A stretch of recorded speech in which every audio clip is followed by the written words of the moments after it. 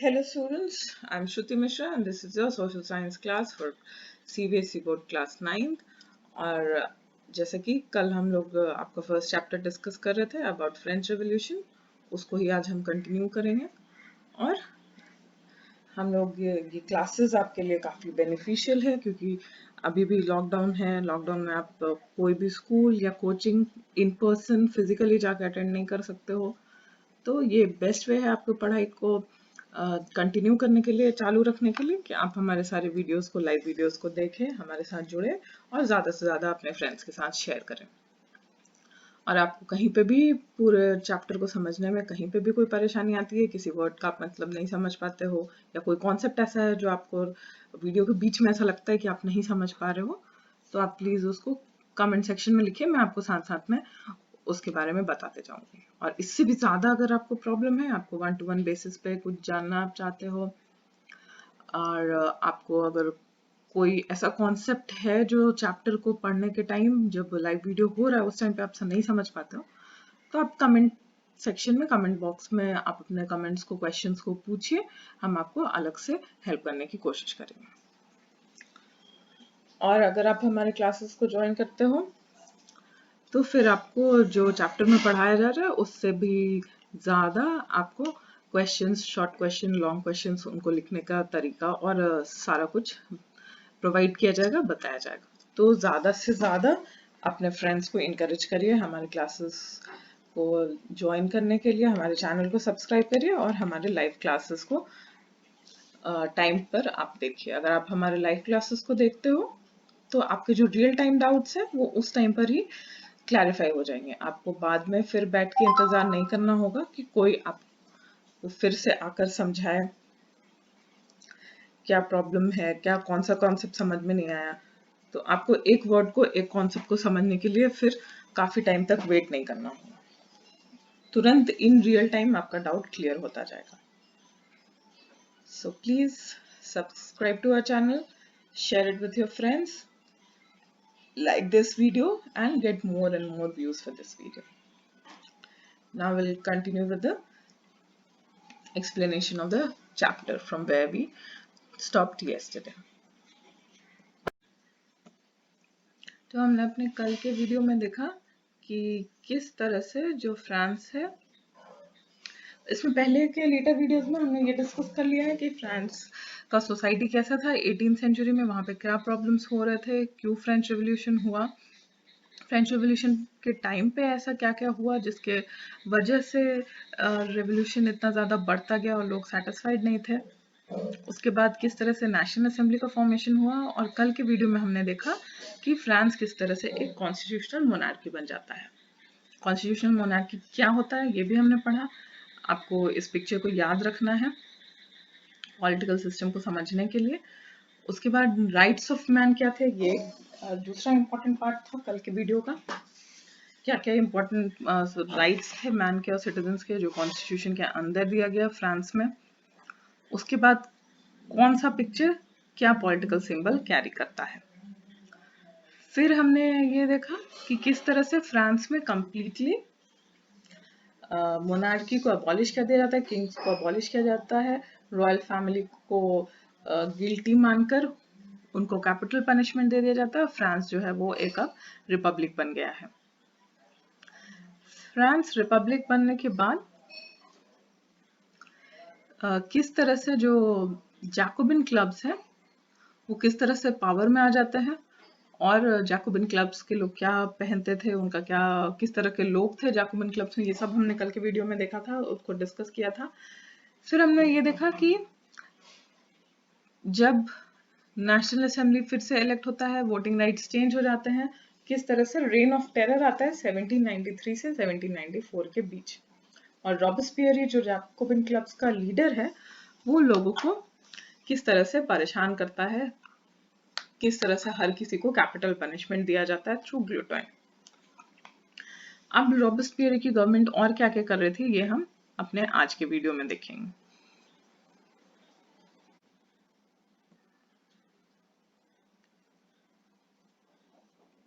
Robespierre का जो government था वो एक ऐसा लॉ लाता है जिसमें maximum ceiling on wages and prices. अब इकोनॉमी में, मार्केट में किस चीज का कितना प्राइस होगा और किस सर्विस के लिए कितना पे करना है, इसके ऊपर गवर्नमेंट एक सीलिंग लगाता है। सीलिंग मतलब एक अपर कैप फिक्स कर देता है कि प्राइस इससे ज्यादा हो ही नहीं सकता। मीट और ब्रेड को राशन किया जाता है। पेजेंट्स को फोर्स किया जाता है कि वो अपने ग्रेन्स को ट्रांसपोर्ट करे सिटीज तक और उसको सेल करे उसी प्राइस पे जो प्राइस गवर्नमेंट फिक्स करती है। यूज ऑफ जो एक्सपेंसिव व्हाइट फ्लावर था उसको यूज बंद कर दिया जाता है कंप्लीटली, और सबको एक ही तरह का ब्रेड खाना होता है जिसको बोलते हैं इक्वालिटी ब्रेड, जो कि होल व्हीट से बना होता है। तो यहाँ पर अगर हम अपने इंडियन टर्म्स में डिस्क्राइब करें तो जो ये एक्सपेंसिव व्हाइट फ्लावर है वो मैदा है, और जो होल व्हीट है वो आटा है। तो होल व्हीट का बना हुआ ब्रेड खाना था, मैदा का बना हुआ ब्रेड नहीं खाना था, क्योंकि इससे सोसाइटी में इक्वालिटी स्टैब्लिश हो रहा था। मतलब ऐसा नहीं था कि जिनके पास ज्यादा पैसा है वो different kind of expensive food खा सकते हैं और जिनके पास पैसा नहीं है सोसाइटी में उनको खराब क्वालिटी का खाना खाना पड़ेगा। इस इक्वालिटी को स्टैब्लिश करने के लिए इस तरह के प्रैक्टिसेस को रॉबस्पियर ने लाया। अब और इक्वालिटी कैसे लाया गया? ये सब लाया गया through forms of speech and address.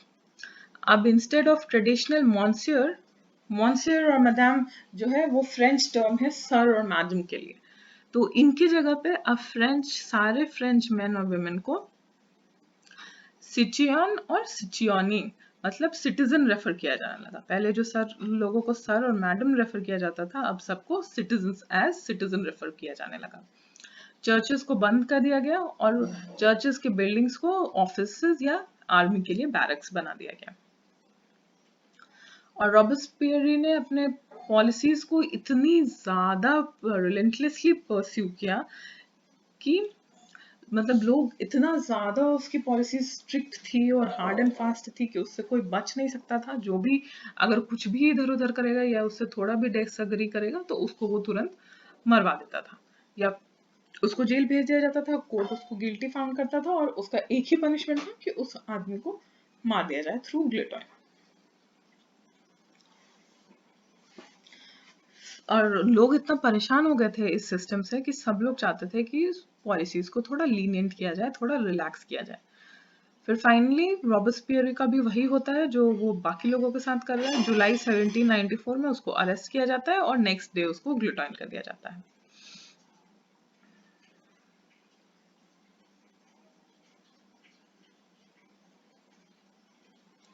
आपके बुक में जो भी एडिशनल एक्टिविटीज है, जो भी एडिशनल क्वेश्चंस है, ये आपके क्वेश्चन पेपर का पार्ट हो सकता है। तो अगर आप इनको भी समझना चाहते हो, इनको आप डिस्कस करना चाहते हो, तो प्लीज आप हमारे चैनल में एडमिशन लीजिए, उसको सब्सक्राइब कीजिए, फिर आपको एडिशनल इंफॉर्मेशन और भी ज्यादा प्रोवाइड किया जाएगा। अब ये जो फिगर है, revolutionary government sought to mobilize the loyalty of its subjects through means. One of them was staging a festival like this one.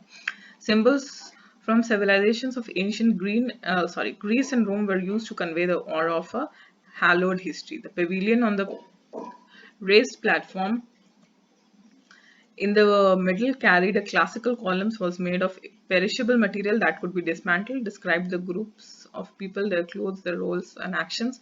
What impression of a revolutionary festival does this image convey? ये एक festival का scene है जहां पे लोगों को aware कराया जा रहा है, सिटीजन्स को अवेयर कराया जा रहा है कि किस तरह से रिवोल्यूशन आपके फ्रीडम का काम करेगा। उन लोगों को इकट्ठा कर कर उनके ग्रीस और रोमन जो उनका हिस्ट्री है उसके थ्रू बताया जा रहा है कि आप लोग एक ही सिविलाइजेशन के, एक ही कंट्री के पार्ट हो, और किस तरह से अगर आप रेवोल्यूशन का हिस्सा बनते हो, पार्ट बनते हो, तो आपका लाइफ जो एक मोनार्की के अंदर आपकी लाइफ में इतने सारे प्रॉब्लम्स थे, ऑपरेशंस थे, वो सारी चीजें हट जाएंगी और जो कॉन्स्टिट्यूशन में राइट्स डिक्लेयर किया गया है इंडिविजुअल्स के लिए, उन सारे राइट्स के साथ आप अपने जिंदगी को जी पाओगे। अब जब जैकोबिन गवर्नमेंट हट जाता है, रॉबस्पियर को मार दिया जाता है, तब क्या होता है? अब इसके बाद क्या होता है? जैकोबिन गवर्नमेंट के बाद जो मिडिल क्लास होता है वो पावर में आ जाता है। फिर से एक न्यू कॉन्स्टिट्यूशन बनाया जाता है। अब फिर क्या होता है, non property people section of the society को फिर से वोटिंग राइट्स फिर से मना कर दिया जाता है, उन लोगों को वोटिंग राइट्स डिनाई कर दिया जाता है। जो बीच में 21 ईयर्स के अबव एज वाले सारे लोगों को वोटिंग राइट्स मिल गया था, वो फिर से उनसे छीन लिया जाता है। अब इसमें कैसा सेटअप होता है, इसमें 2 इलेक्टेड लेजिस्लेटिव काउंसिल्स होते हैं, जो कि फिर एक डायरेक्टरी अपॉइंट करता है, जिसमें डायरेक्टरी क्या था, एक एग्जीक्यूटिव सेटअप था जिसमें 5 मेंबर्स होते थे।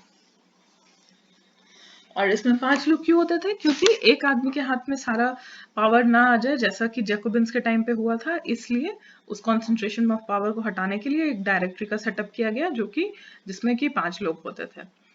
अब ये जो फ्रेंच रेवोल्यूशन जो चैप्टर है, इसको समझने के लिए सबसे ज्यादा जरूरी ये है कि आप पॉइंट वाइज, इवेंट वाइज, किस इवेंट के बाद क्या इवेंट हो रहा है, उस तरह से अपने दिमाग में आप इसको चैप्टर को बैठा लीजिए।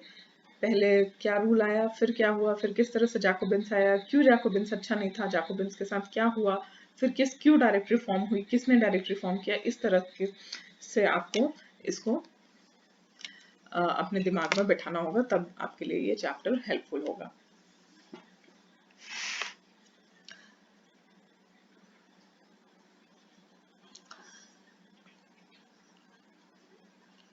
अब जो डायरेक्टरी थी, इनका हमेशा क्लैश होते रहता था लेजिस्लेटिव काउंसिल्स के साथ, क्योंकि यहाँ पर हमने देखा कि पहले 2 लेजिस्लेटिव काउंसिल्स को बनाया गया था जिसमें इलेक्टेड मेंबर्स होते थे, और एक डायरेक्टरी बनाई गई थी। अब जो डायरेक्टरी के 5 मेंबर्स थे, इनका हमेशा झगड़ा होता था लेजिस्लेटिव काउंसिल्स के साथ, क्योंकि लेजिस्लेटिव काउंसिल्स हमेशा डायरेक्टरी को डिसमिस करना चाहती थी। और जो डायरेक्टरी का सेटअप था, वो इतना इनस्टेबल था कि फिर से एक डिक्टेटर सामने आ जाता है, एक मिलिट्री डिक्टेटर। मिलिट्री डिक्टेटर का मतलब मिलिट्री का कोई आदमी जो फिर से कंट्री को रूल करना चाहता है, सारा पावर खुद में लेना चाहता है। और ये मिलिट्री डिक्टेटर कौन है, ये है नेपोलियन बोनापार्ट। ये सारे चेंजेस से जो idea of freedom, equality before law, fraternity जो था, जो इंस्पायर कर रहा था पूरे मूवमेंट को फ्रांस में और रेस्ट ऑफ यूरोप में, पूरे बाकी सेंचुरीज में भी,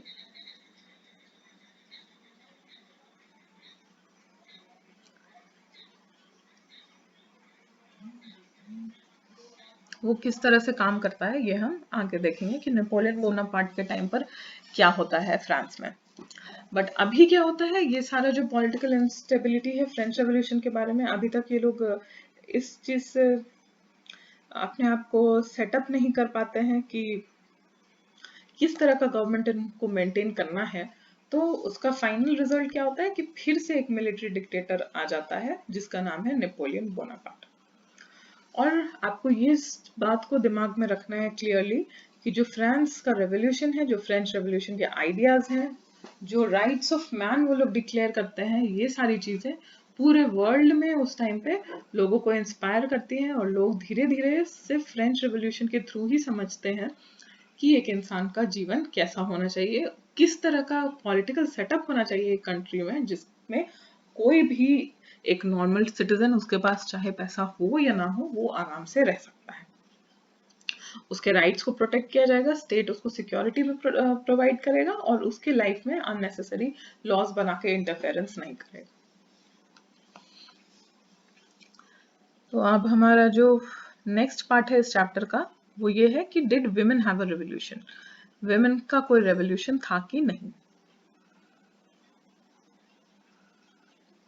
अभी तक हमने सिर्फ देखा था कि किस तरह से जो मेन थे फ्रेंच सोसाइटी के, वो किस तरह से रेवोल्यूशन में पार्टिसिपेट कर रहे हैं। और शुरुआत में जो स्टॉर्मिंग ऑफ द बेस्टाइल है, वहां पर हमने देखा था कि किस तरह से जो मेन है, फ्रेंच मैन और फ्रेंच विमेन, दोनों मिलकर फ्रेंच रेवोल्यूशन में पार्टिसिपेट कर रहे हैं। लेकिन उसके बाद हम देखते हैं कि कहीं पर भी विमेन को कोई भी इंडिविजुअल राइट नहीं मिलता है। सारा जो पॉलिटिकल एक्टिविटीज है, वो सिर्फ और सिर्फ फ्रांस के मेन के अराउंड घूमते रहता है। अब ये जो पिक्चर है, ये दिखा रहा है कि किस तरह के वहां पे जो लोकल विमेन है फ्रांस की, वो किस तरह से वर्साई, पैलेस ऑफ वर्साई जा रही हैं। ये किस दिन के इवेंट को दिखा रहा है, ये 5 अक्टूबर 1789 के इवेंट को दिखा रहा है। when women marched to Versailles and brought the king back with them to Paris.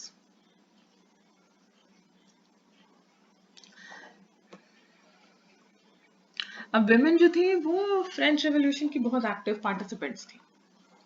इनकी वजह से बहुत सारा चेंजेस आया फ्रेंच सोसाइटी में, और ये लोग ज्यादा बढ़ चढ़कर हिस्सा लेती थी फ्रेंच रेवोल्यूशन में, क्योंकि इनका मानना था क्योंकि जितना ज्यादा इनका पार्टिसिपेशन होगा उतना ज्यादा ये जो भी गवर्नमेंट फॉर्म होगा उसको प्रेशराइज कर सकती हैं कि विमेन के अपलिफ्टमेंट के लिए, विमेन की लाइफ को अच्छा बनाने के लिए कुछ ना कुछ लॉज, कुछ ना कुछ पॉलिसीज गवर्नमेंट बनाए. क्योंकि ज्यादातर जो विमेन थी जिनके पास पैसा नहीं था, जो लोग थर्ड स्टेट से बिलोंग करती थी, उनको अपने जिंदगी को चलाने के लिए, अपने लाइफ को चलाने के लिए सिर्फ वो घर का काम नहीं करती थी, बट उसके साथ साथ कुछ ना कुछ एक्टिव काम भी करती थी, जैसे फल बेचना, फूल बेचना, सब्जी बेचना, किसी न किसी के यहाँ सर्वेंट जैसे काम करना, मार्केट्स में काम करना. तो विमेन के पास कोई भी फैसिलिटी नहीं थी, ना उनको किसी तरह से स्किल डेवलप करने का कोई राइट्स था, ना उनको एजुकेशन का राइट्स था, ना किसी जॉब पे जाने का राइट था. उनको इसी तरह के जो छोटे मोटे हाउस होल्ड जो काम होते थे उनको करके ही वो अपने घर को चलाने के लिए पैसे कमाती थी. सिर्फ जो बड़े खानदान पैसे वाले घर की जो औरतें थी, सिर्फ उनको पढ़ने का राइट्स था,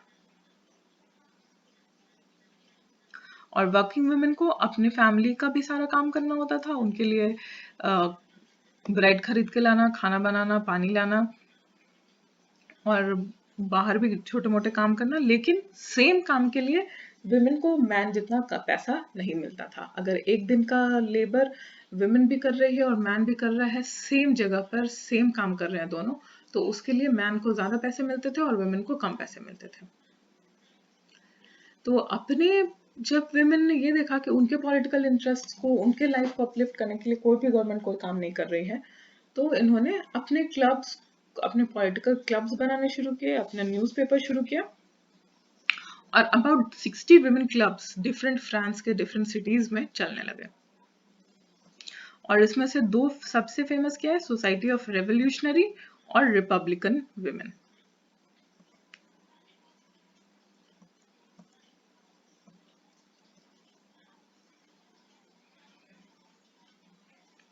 और इनका मेन डिमांड ये था कि विमेन को भी सेम पॉलिटिकल राइट्स दिया जाए जो कि मैन को दिया जाता है. अब जो 1791 का कॉन्स्टिट्यूशन जो फर्स्ट टाइम बना, इसमें विमेन को कोई राइट्स नहीं दिया गया. उनको राइट टू वोट भी नहीं मिला, ना उनको नेशनल असेंबली में इलेक्ट होने का कोई भी राइट मिला. मतलब पॉलिटिकल रिप्रेजेंटेशन विमेन का कहीं पर भी नहीं था.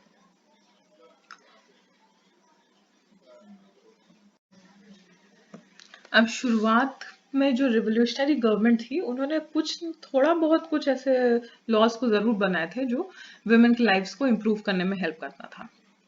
जैसे कि स्टेट स्कूल्स और स्कूलिंग जो था वो कंपलसरी कर दिया गया था सारी लड़कियों के लिए, और उनके जो फादर्स थे वो उनके विल के अगेंस्ट उनकी शादी जबरदस्ती नहीं करवा सकते थे.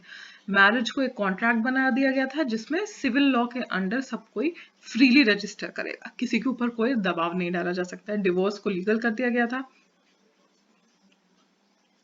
और डिवोर्स के लिए मेन और विमेन कोई भी अप्लाई कर सकता था. विमेन को अब जॉब्स के ट्रेनिंग्स के लिए भी फ्रीडम था. वो लोग आर्टिस्ट बन सकते थे या खुद का स्मॉल बिजनेसेस चला सकते थे, लेकिन उनका पॉलिटिकल राइट्स उनको कुछ नहीं मिला था. और जब रेन ऑफ टेरर जो आया, रॉबेस्पियर का जब गवर्नमेंट आया, तो उस गवर्नमेंट ने विमेन के सारे पॉलिटिकल एक्टिविटीज को बैन कर दिया, सारे क्लब्स को बंद करवा दिया. और जो इसमें जो ज्यादा प्रोमिनेंट विमेन थी, जो लोग ये सब पॉलिटिकल राइट्स कैरी ऑन करने का काम कर रहे थे, लोगों को इंस्पायर कर रहे थे, वैसे सारे लोगों को एग्जीक्यूट करा दिया रॉबेस्पियर ने. एग्जीक्यूशन जहां पर भी आप देखोगे इस चैप्टर में, उस एग्जीक्यूशन का मतलब होता है फांसी पे लटका देना या गिलोटाइन करा देना, कैपिटल पनिशमेंट देना. ठीक है.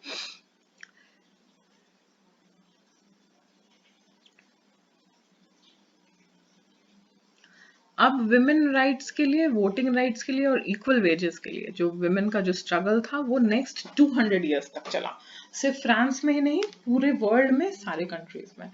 तो आप अगर हमारे कंट्री में भी देखो तो 1957 के पहले, सॉरी 1947 के पहले, फ्रीडम के पहले वुमेन को किसी भी तरह से कहीं पर भी पॉलिटिकल राइट्स नहीं थे।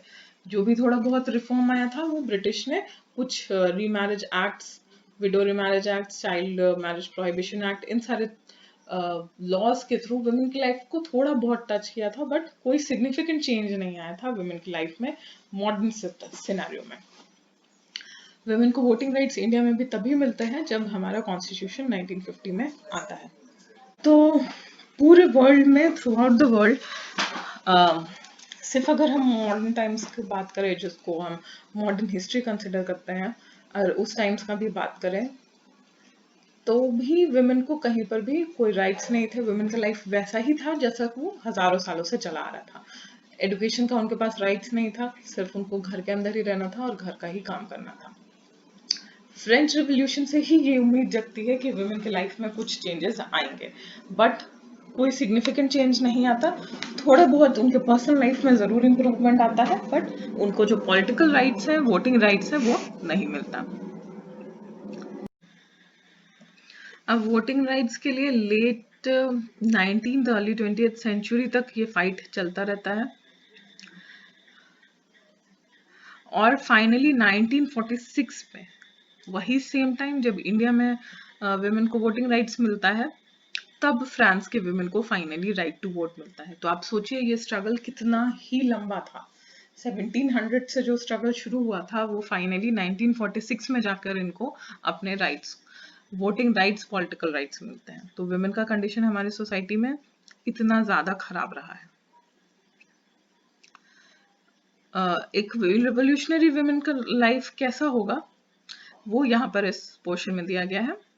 Olympe de Gouges was one of the most important of the politically active women in revolutionary France. She protested against the Constitution and Declaration of Rights of Men and Citizens, as they excluded women from basic rights that each human being was entitled to. तो जो declaration of rights of man हमने देखा था वो women के लिए नहीं था, वो सारे राइट्स वुमेन को नहीं थे, वो सिर्फ मैन को वो राइट्स थे। तो 1791 में ये जो लेडी है इन्होंने क्या किया, declaration of rights of women and citizen लिखा, जो कि उन्होंने क्वीन को एड्रेस किया और नेशनल असेंबली के मेंबर्स को एड्रेस किया कि ये सारे राइट्स को इंक्लूड किया जाए राइट्स ऑफ मैन में। जैकोबिन गवर्नमेंट को इन्होंने क्रिटिसाइज किया, जिसके वजह से वुमेन क्लब्स बंद हो गए और फिर इनको ट्रिजन के चार्ज पे एग्जीक्यूट कर दिया जाता है।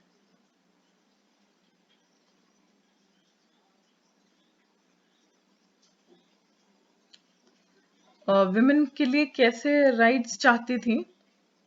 Women is born free and remains equal to man in rights. जो declaration of rights of man था वही सारी चीजों को ये declaration of rights of female के लिए लाती है। किस तरह से बेकरी के सामने लाइन लगता था उसका ये एक पिक्चर है।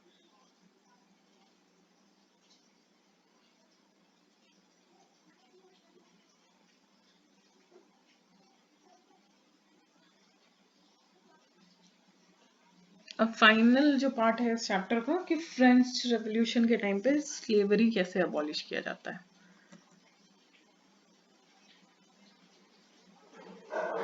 और उस टाइम पे जो डेली लाइफ है वो कैसा होता है लोगों का फ्रेंच रेवोल्यूशन के टाइम पर। ये दो पार्ट आपके इस चैप्टर का फाइनल पार्ट है। तो स्लेवरी कैसे अबॉलिश किया जाता है। जैकोबिन रेजिम जो क्या किया, जो रेन ऑफ टेरर था, वो सबसे इंपॉर्टेंट काम जो किया वो था स्लेवरीज को एंड करना। सिर्फ फ्रांस में नहीं, फ्रांस के कॉलोनीज में भी। फ्रांस के कॉलोनीज कौन कौन सा था, कैरिबियन आइलैंड्स में था, जो कि वहां से टोबैको, इंडिगो, शुगर, कॉफी ये सब का सप्लाई आता था। क्योंकि यूरोपियंस बाहर जाकर इतना डिस्टेंट लैंड्स पे काम नहीं करना चाहते थे, तो वहां पर क्या किया जाता था, प्लांटेशन पे लेबर्स लाए जाते थे अफ्रीका से और अमेरिका से। ये एक स्लेव ट्रेड था यूरोप, अफ्रीका और अमेरिका के बीच में। अफ्रीका से इंसान को पकड़ कर उठा के लाओ, उसको अमेरिका भेज दो, अमेरिका में काम करवाओ, और उसका जितना प्रोड्यूस है उससे फ्री ऑफ कॉस्ट काम करवाओ जानवरों की तरह, और उसका जो प्रोड्यूस है, उसका जो प्रॉफिट है वो यूरोप चला जाएगा।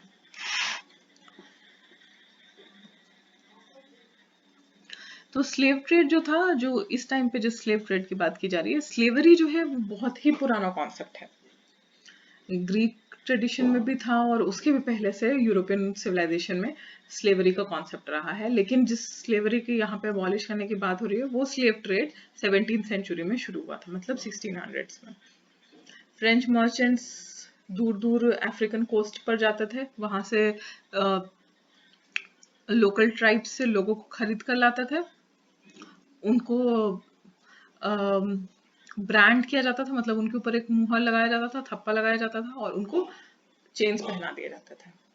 फिर एक शिप में लोगों को भेड़ बकरियों की तरह भर भर कर कैरेबियन आइलैंड्स में भेज दिया जाता था। फिर वहां पर प्लांटेशन ओनर्स उन लोगों को खरीद लेते थे और फिर उनसे फ्री ऑफ कॉस्ट काम करवाते थे। और ये सारा प्लांटेशन किस चीज का था? Sugar, coffee, Indigo. इंडिगो का मतलब होता है नील।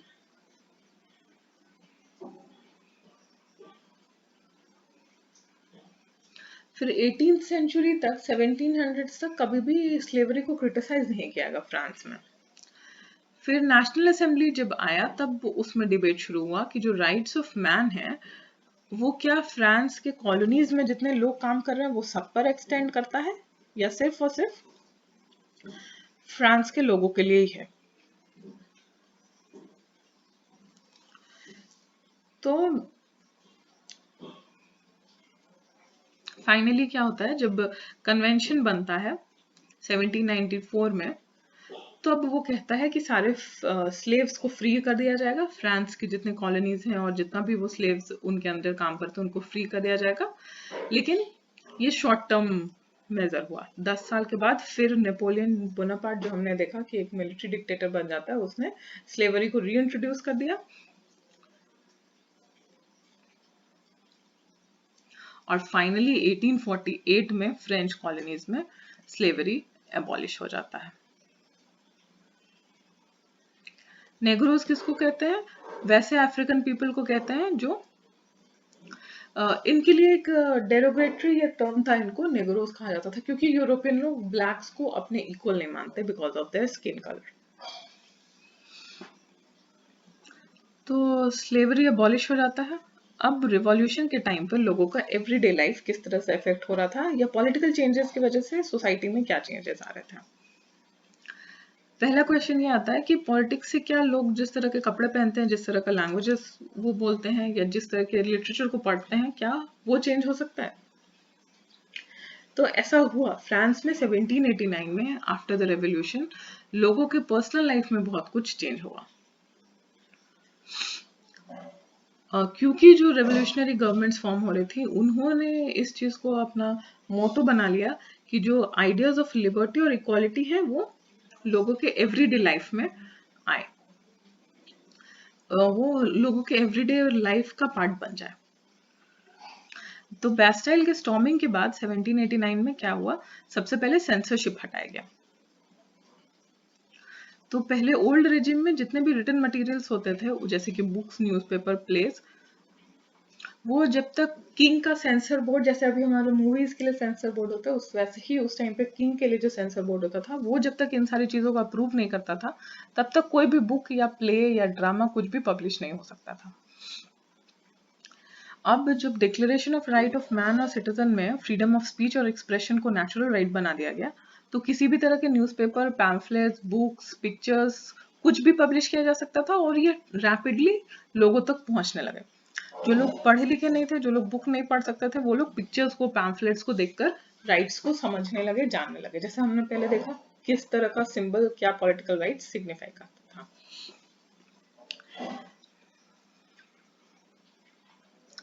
Plays, songs, and festive processions attracted large numbers of people. This was one way they could grasp and identify with the ideas such as liberty or justice that political philosophers wrote about at length in texts, which only a handful of educated people could read. अब जो philosophers justice के ideas को और different political ideas को, concepts को जो अपने books में डिस्क्राइब कर रहे थे, वो ज्यादा लोग नहीं पढ़ सकते थे। सिर्फ और सिर्फ कुछ यूरोपियन जो पॉपुलेशन था, फ्रेंच पॉपुलेशन पढ़ा लिखा था, वही उसको समझ सकता था। तो कॉमन लोग उसको कैसे समझते थे? स्टेज परफॉर्मेंस किया जाता था, ड्रामास किया जाता था, सॉन्ग्स लिखा जाता था उसके बारे में, पिक्चर्स, जैसे अभी हम पिक्चर्स बुक देखते हैं, कॉमिक्स देखते हैं, उस तरह के पिक्चर्स के थ्रू, पोस्टर्स के थ्रू, पेंटिंग्स के थ्रू लोगों के अंदर इक्वालिटी, लिबर्टी और जो भी फ्रेंच रेवोल्यूशन का जो आइडियाज था, उन सारे आइडियाज को लोगों तक पहुंचाया जा रहा था। अब फाइनली क्या होता है, 1804 में नेपोलियन बोनापार्ट खुद को फ्रांस का किंग डिक्लेयर कर देता है। और वो क्या करता है कि वो यूरोप के सारे नेबरिंग कंट्रीज को भी कॉन्कर करने का कोशिश करता है, क्योंकि नेपोलियन का ये कहना था कि मैं यूरोप को फ्रीडम दिलाऊंगा, जो किंग का जो रूल है, डिस्पोटिक रूल है किंग का, उससे मैं यूरोप के सारे कंट्रीज को फ्रीडम दिलाऊंगा, ये मेरी जिम्मेदारी है।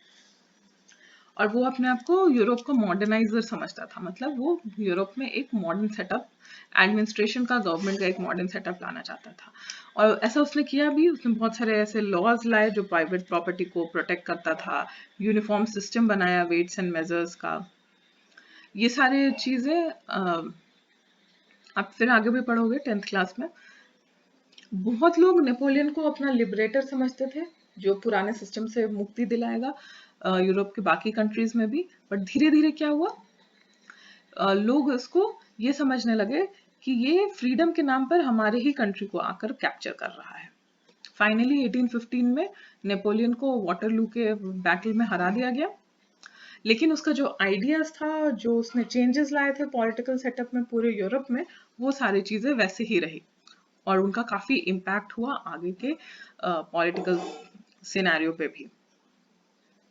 और ideas of democratic rights, liberty, republicanism, ये सब फ्रेंच रेवोल्यूशन का वैसा पार्ट बन गया जो पूरे यूरोप को, साथ साथ पूरे वर्ल्ड को इंस्पायर किया, जिसके बेसिस पे लोगों ने अपने सारे फ्रीडम मूवमेंट्स को लड़ा, अपने राइट्स को रिकॉग्नाइज किया और पुराने सिस्टम को हटाकर नए सिस्टम को लागू किया गया हर जगह। और इंडिया में टीपू सुल्तान और राम मोहन रॉय ऐसे एग्जाम्पल्स हैं जिन्होंने रेवोल्यूशनरी फ्रांस से आइडियाज को लेकर इंडिया में रेवोल्यूशन लाने का काम किया, इंडिया में चेंजेस लाने का काम किया। अब जो इस चैप्टर को हमने पढ़ा है, अगर आपको कहीं पर भी कोई भी प्रॉब्लम है, कुछ आप समझना चाहते हो, आप प्लीज कमेंट बॉक्स में कमेंट करिए। और उसके in addition to that, this chapter will be very helpful for you in understanding the first chapter of your class 10th book. इसमें जो भी आपको पढ़ाया गया है, जो भी चेन ऑफ इवेंट्स है, अगर आप उसको भूल जाएंगे तो अपने आप 10th क्लास के फर्स्ट चैप्टर को समझ नहीं पाओगे। तो प्लीज इसको आप या तो नोट डाउन करिए या दिमाग में एक स्टोरी की तरह फॉर्म कर लीजिए, तो आपको ये चैप्टर कंप्लीटली अच्छे से इवेंट वाइज याद होना चाहिए, क्योंकि इस चैप्टर में सिर्फ और सिर्फ इवेंट्स को डिस्क्राइब किया गया है। फ्रेंच रेवोल्यूशन कहाँ से शुरू हुआ, किस तरह से शुरू हुआ, किस सिचुएशन से शुरू हुआ, फिर क्या हुआ, फिर क्या सेटअप में चेंज हुआ, किस तरह से लॉज को चेंज किया गया, लोगों के लाइफ पे क्या इम्पैक्ट हुआ, सारा कुछ इस चैप्टर में डिस्कस किया गया है। बस आपको उसको सीरियसली क्रोनोलॉजिकली याद रखना है। So I hope this chapter was understandable, this part was understandable, and you could relate to the various modern ideas and principles that we take from French Revolution for our present living, for the functioning of our democracy. And French Revolution helped the whole world in creating a new order, in creating a new setup of government throughout the world. So we should not be forgetting the contribution of French people, their sufferings for creating a new world that we live in. The freedom that we breathe in is all the main contribution of the French people. Okay, so I hope this session was helpful for you. For any more queries, please comment in the comment box and subscribe the channel, share the video with your friends so more and more people can benefit from it. Thank you.